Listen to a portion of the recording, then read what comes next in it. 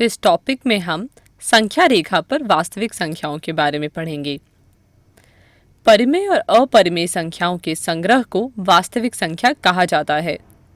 तो वास्तविक संख्याएं या तो परिमेय होंगी या फिर अपरिमेय।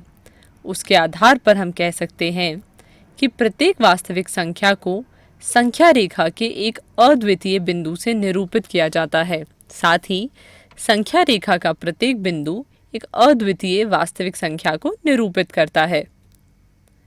इसलिए संख्या रेखा को हम वास्तविक संख्या रेखा भी कहते हैं। इसे अपनी कॉपी में नोट कर लें। लेकिन अब प्रश्न यह आता है कि अपरिमेय संख्या को संख्या रेखा पर दर्शाएं कैसे। तो चलिए उसके लिए एक उदाहरण देखते हैं। मान लीजिए हमें √2 को संख्या रेखा पर निरूपित करना है। तो सबसे पहले एक इकाई भुजा का एक वर्ग बनाइए। अब त्रिभुज OAB में पाइथागोरस प्रमेय के आधार पर हम कह सकते हैं कि OB² बराबर OA² प्लस AB², जिसे हल करने पर हमें OB बराबर √2 मिलेगा।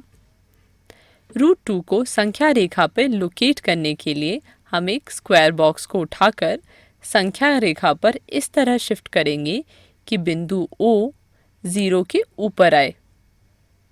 बिंदु O पर प्रकार रखते हुए OB को त्रिज्या मानते हुए संख्या रेखा पर एक चाप बनाइए।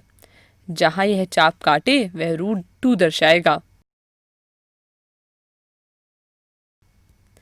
अब एक और उदाहरण देखते हैं। अब हमें वर्गमूल 3 को संख्या रेखा पर निरूपित करना है। पिछले चित्र में बिंदु B से लंबवत एक इकाई BD की रचना कीजिए।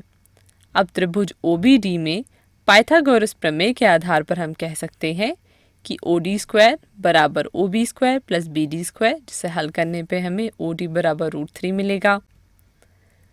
अब बिंदु O पर प्रकार रखते हुए OD को त्रिज्या मानते हुए संख्या रेखा पर एक चाप बनाइए। जहां ये चाप काटे वह √3 दर्शाएगा।